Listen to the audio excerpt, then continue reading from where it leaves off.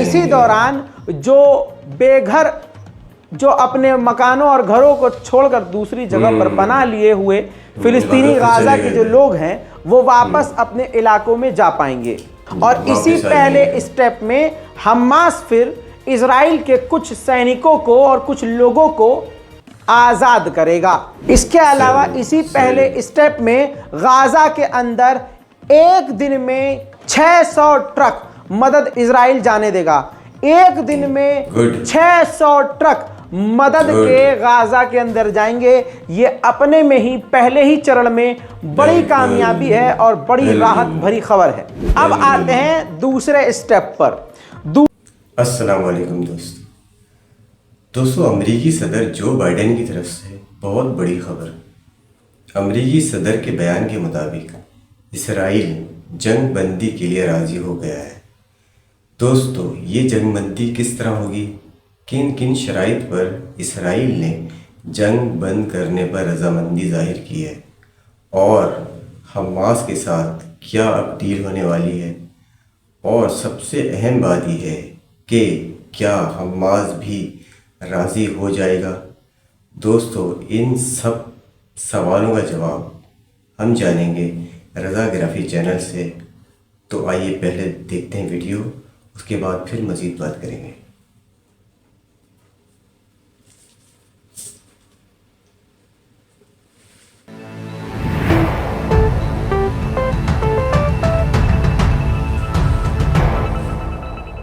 एक लंबे समय के बाद जिस चीज़ का इंतज़ार था, जिस खबर का इंतज़ार था, अब वो सामने आ रही है। खबर ये है, बल्कि खबर नहीं, कन्फर्म अमेरिका ने किया है।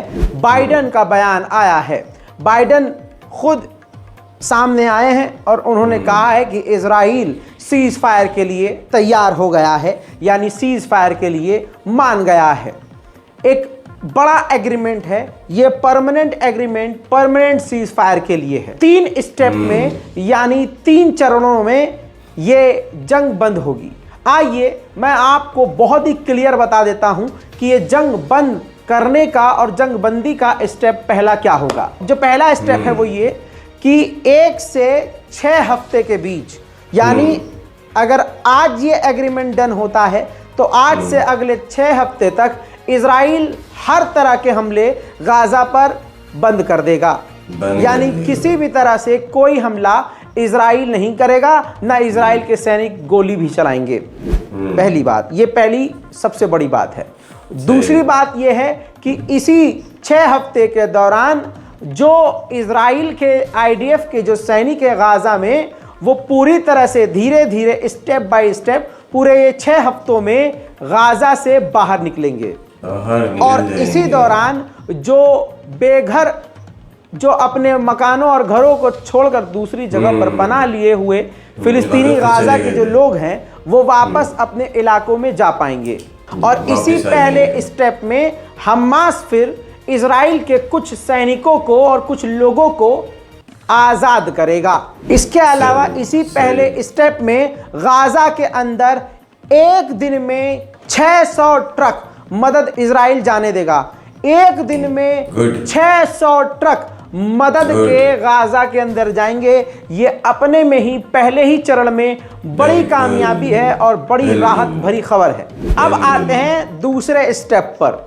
दूसरा चरण यानी दूसरा स्टेप ये होगा कि गाजा के अंदर हमास के हत्थे जितने भी इजराइल के सैनिक कैदी हैं और यहूदी लोग हैं जो भी कैदी हैं, सबको एक तरफा रिहा करेगा गाजा, यानी रिहा करेगा हमास। लेकिन इसके साथ साथ इजराइल के कैद में जितने फिलिस्तीनी हैं गाजा से जो उसने गिरफ्तार किए हैं, उनको भी इजराइल भी रिहा करेगा।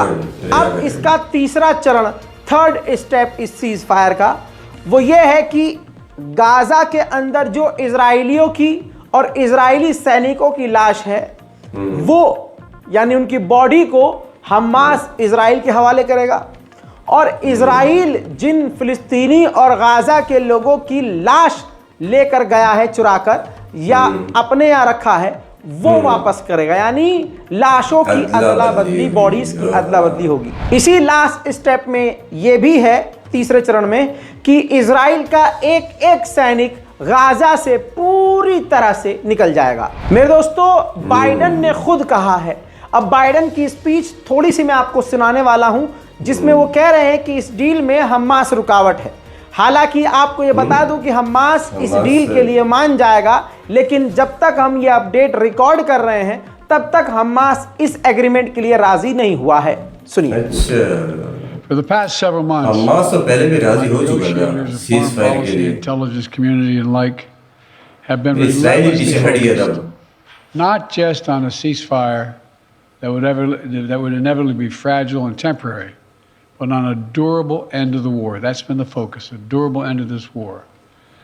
One that brings all the hostages home, ensures Israel's security, creates a better day after in Gaza without Hamas in power, and sets the stage for a political settlement that provides a better future for Israelis and Palestinians alike.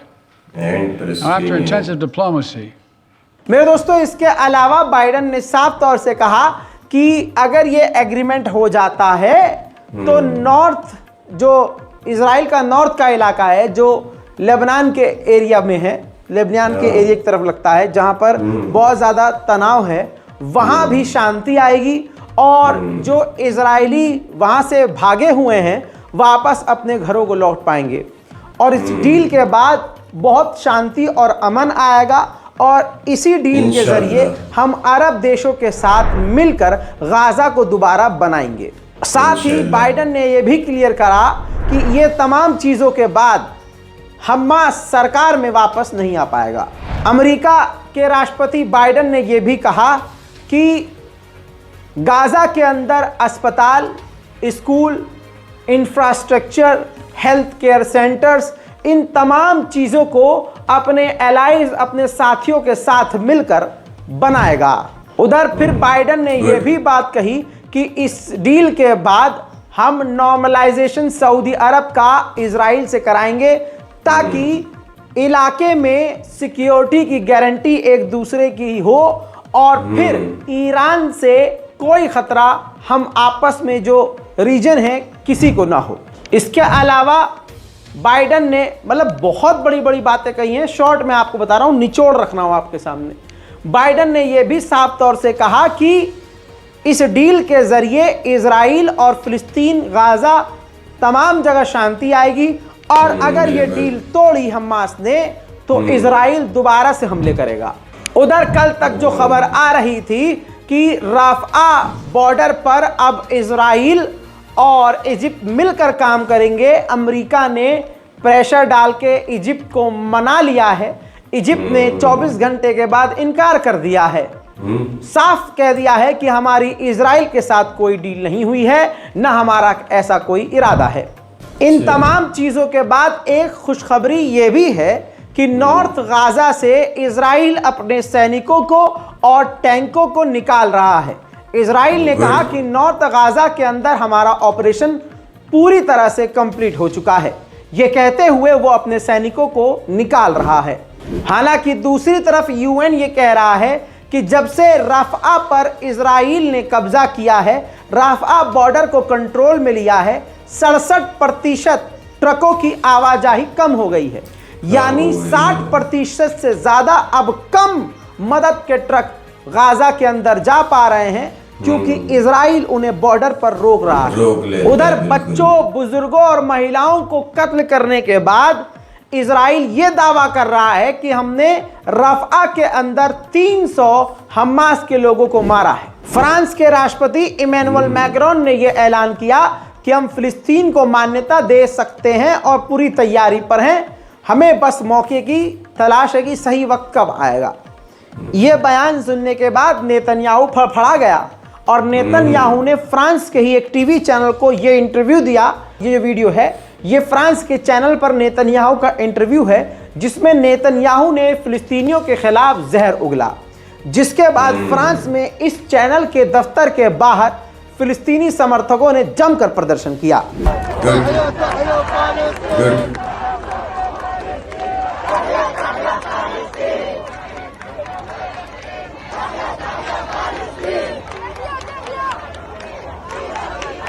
Israel के सैनिक अभी भी सारे crime कर रहे हैं, घरों को लूट कर बर्बाद करके घरों के अंदर घुसकर अरबियों को मौक कर रहे हैं, चिढ़ा रहे हैं, फिलिस्तीनियों के मकानों का टूर दे रहे हैं कि हम यहाँ पर रह रहे हैं, ये किचन है, ये बाथरूम है, ये लेटरिन है, ये बेडरूम है।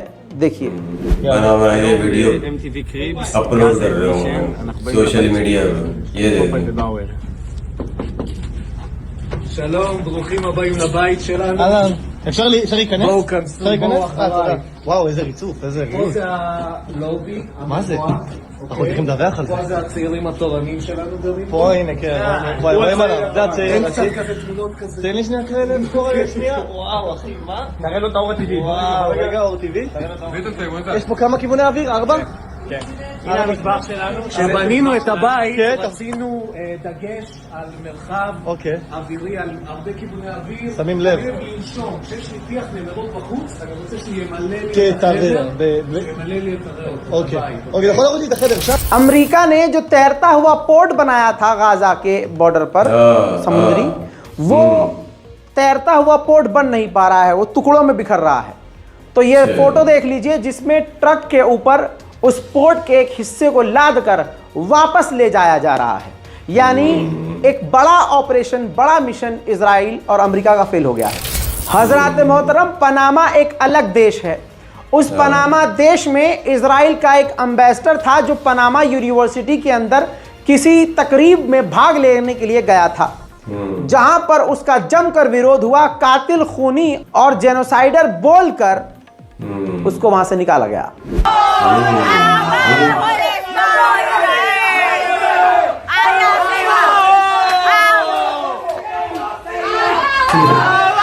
फंस गया बेचारा पनामा में।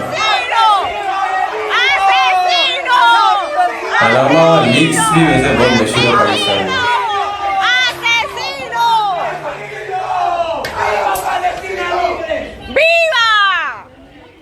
और पनामा फिर उधर नेतन्याहू के दफ्तर से अलग ही बदबू आ रही है।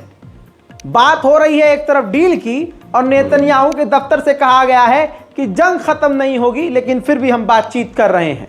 मेरे दोस्तों, मुझे तो पर्सनली बता रहा हूं कि मुझे इजराइल और अमेरिका पर भरोसा नहीं है, क्योंकि जब तक ये डील होगी तब तक रोज सैकड़ों फिलिस्तीनी मारे जाएंगे और न जाने डील ये कब होगी और कब जंग रुकेगी। फिलहाल की इस रिपोर्ट में इतना ही। इस रिपोर्ट को शेयर कीजिए, चैनल को सब्सक्राइब कीजिए। तो दोस्तों, ये थी सूरत हाल। दोस्तों, 3 हिस्सों में जंग बंदी मुतवक्के है। अगर जंग बंदी हुई तो इसराइल 6 हफ्ते के लिए जंग बंदी करेगा और कोई हमला नहीं करेगा, और इसी दौरान इसराइली फ़ौज गज़ा से निकल जाएगी और फ़लस्तीनी गज़ा में वापस आ जाएंगे। जो फ़लस्तीनी घर छोड़ के रफ़ा या दूसरे इलाकों में चले गए थे वो गज़ा में वापस आ जाएंगे, और इसके दौरान ही कैदियों का तबादला भी होगा। और दोस्तों, बाकी सारी सूरत हाल आप लोग जान ही चुके हैं। दोस्तों, एक नई रिएक्शन वीडियो के साथ इंशाल्लाह फिर हाजिर होंगे। जब तक के लिए इजाज़त दीजिए। अल्लाह हाफ़िज़।